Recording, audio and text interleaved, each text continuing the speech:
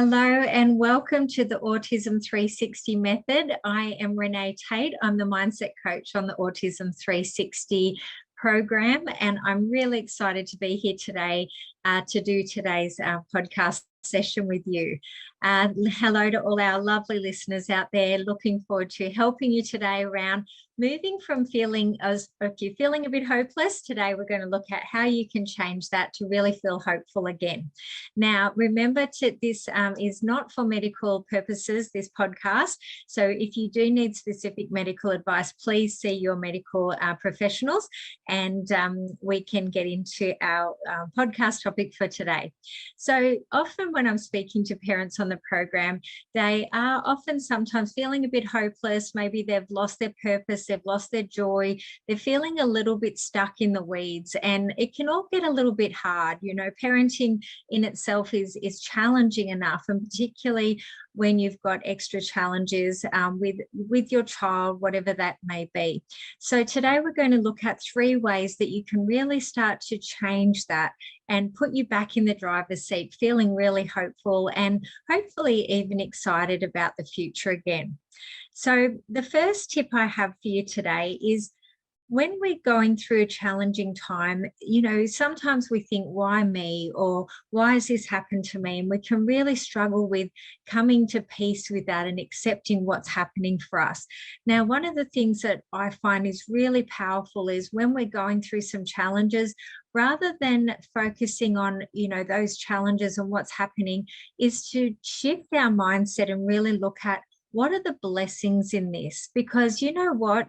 There's always blessings that we can take from any challenge that we go through. Now, when we can really learn from our challenges, we can grow and we can take those blessings from it. This is when we're really empowered. We can turn those challenges into a positive, and it helps us really grow as people, as parents. We can become even better parents than what we would have been otherwise. I know myself having some challenges when my children were younger. I really look back and think, as hard as it was at the time, so many blessings came from that. And it really did make me a much better mother. I became a mother that I probably wouldn't have ever been had I have not been through that. I became a lot more dedicated, a lot more committed. You know, I really learned to put in that time and energy, and I got the results in the end by doing that. So you know, whatever those challenges are that you are going through right now, I really encourage you to look at, you know, what can I learn from this? Because there's always learnings that we can take from any challenge. And when we can take those learnings and grow, that's when we change that situation, and we can really step into the blessings and take those blessings that are coming from it. So even just take a moment and think about, first of all, what can I learn from this? And what are the blessings that I can take from this? And I promise you, there is always blessings that you can take from any situation. I've been doing this for many years now, and I have the pleasure of working with parents on the program. And it's amazing how when they shift their mindset and start looking at those things, their whole experience really starts to change. So that's my first tip for today. Okay, now the second thing I would really encourage you to look at if you're feeling a bit hopeless, maybe a bit powerless, is to look at, what are you focusing on? So again, it's like, where am I putting my attention? Often we get a little bit stuck in focusing on what's outside of our control and looking at all those things that we really are powerless around. Maybe it's looking at, you're worried about things that have happened in the past. Maybe you're looking at, you know, you're worried about, what do other people think, other people's opinions. And I know that can be a big one for people. They worry about other people. What do they think when my child's doing this or that? Maybe it's worrying about the economy or the climate and things like that, that really, at the end of the day, are largely out of your control. So what I really encourage you to do is look at what's in your zone of control. So we have a zone of control and a zone of influence, and then those other things that are outside of our control. It's time to let go of those. Maybe you're stuck in the past, or you're carrying around some baggage from the past, or, as I said, you're worried about what other people are thinking, and you're losing a lot of your power and your energy by doing that. So I really encourage you to look at what is in my control. And when you can really start to master that area of your life, it is amazing at how much more effective you can be, how much more positive you can feel. You'll start to feel in control again as well. And it's really empowering to master yourself and your own life in that way. So some of the things that you are in control of is looking at your mindset and your perspective, how you're looking at things. And we just did an exercise looking at, how can I grow from this? What are the blessings? What can I take from this, rather than, I'm stuck in this challenge and focusing on that problem. Your actions, okay, like where do you put your action and your energy? Okay, that is in your control. Maybe you feel like you don't have a lot of spare time, things like that, but your time at the end of the day, those things are in your control. And maybe there's some ways that you can really master that. Maybe there's some areas where you can look at and go, actually, how effective is that time that I'm spending on that? Maybe you're spending a bit too much time on social media or things that are sort of sucking your energy rather than helping you feel more empowered and helping you become the parent that you want to be. Okay, who you're being as a parent, I mean, those things are in your control. Are you responding to what's happening, or are you reacting? Are you focusing on the problem, or are you focusing on the solutions? Okay, all of these things are in your control. So I really encourage you to change your focus and start looking at what's in my zone of control, what can I really master. And I promise you, just that one step will change your life. If you can really let go of those other things, even sometimes our children and their behavior, yes, we can influence them, of course, that's what we're here to do.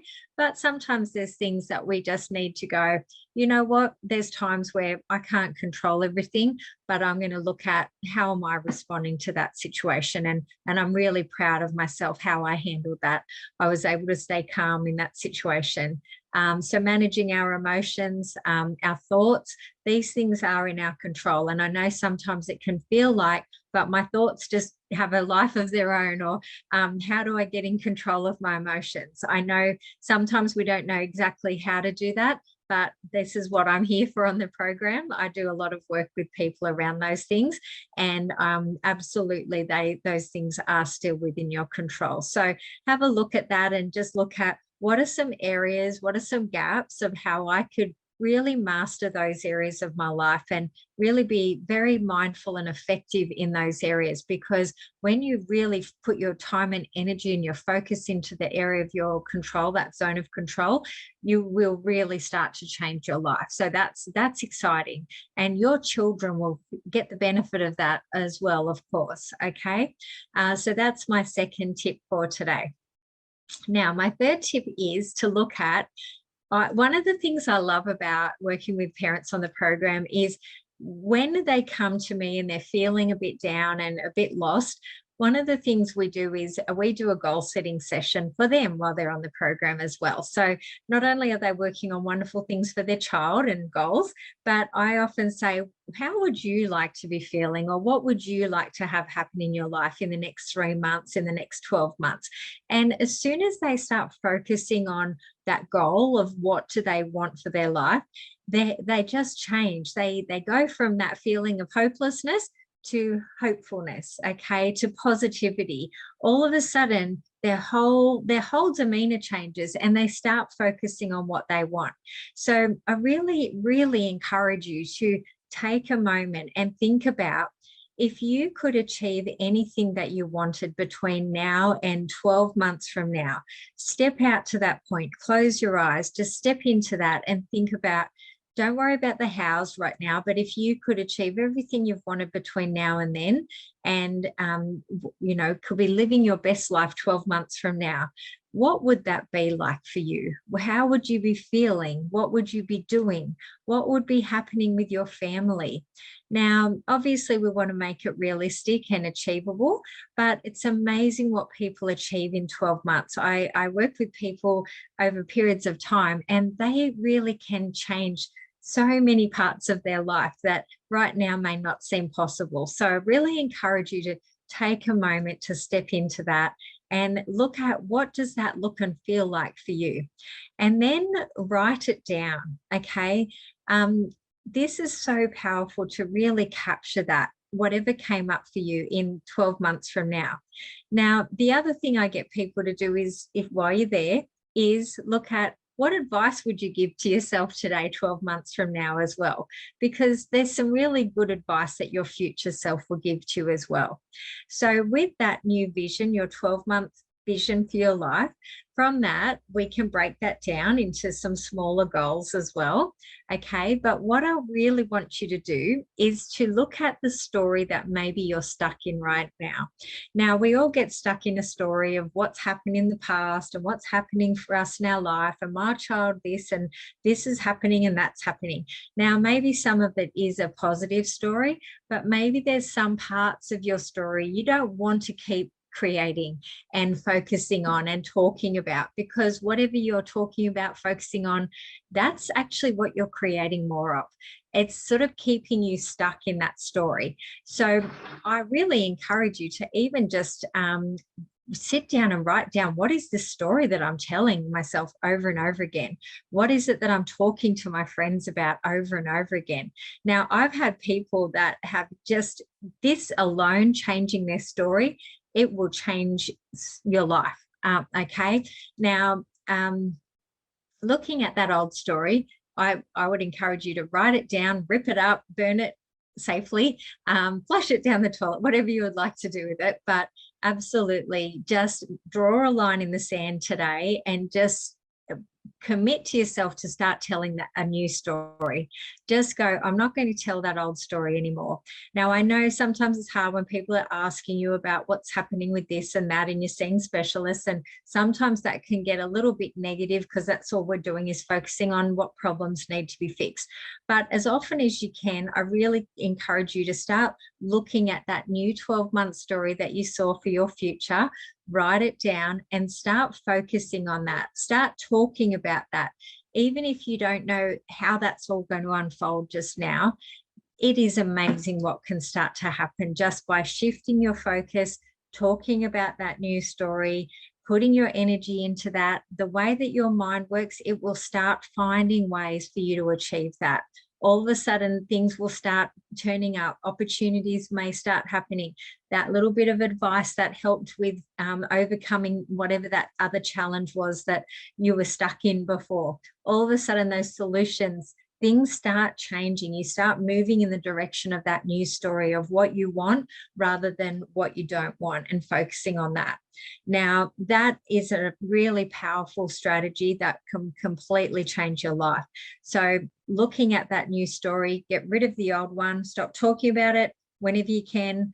I realize there's times we have to go and talk to our coaches and our specialists and things like that. But as often as you can, focusing on that new story of what you want for your family, for your life, for your future, and start moving towards that. Maybe set yourself some shorter term goals, some 90-day goals, some 6-month goals towards that. Break those down into maybe your top 3 goals for the next 90 days, just to chunk it down a bit. But I promise you, it's amazing what starts to unfold. And not only do you start changing your life and your family story, but you also start to feel more hopeful. You start to get excited again. You've got something positive to focus on. And that in itself will make you feel better, will make you feel like you've got energy again. You'll start to become inspired towards moving towards something that is really positive for you and your family's future. Okay, so today we looked at 3 ways to really start to move towards feeling hopeful again, feeling positive for your future and your family. And I really can assure you, if you put these things into practice, get started straight away, you will be amazed at what changes. You'll start to feel better, you'll have more energy, all of those things, you start to get that positive momentum moving towards that. So good luck with that. I really look forward to hearing your updates and your comments and your feedback around that. And if you're not on the program and we can help you in any way, or if I can help you in any way, would certainly love to be able to help you to achieve those goals. So thank you so much for joining me today. If you've got any questions at all, please let Ella and myself know, and we look forward to seeing you and speaking to you in the next episode of the Autism 360 method. So thank you for joining me today, and I will speak to you soon.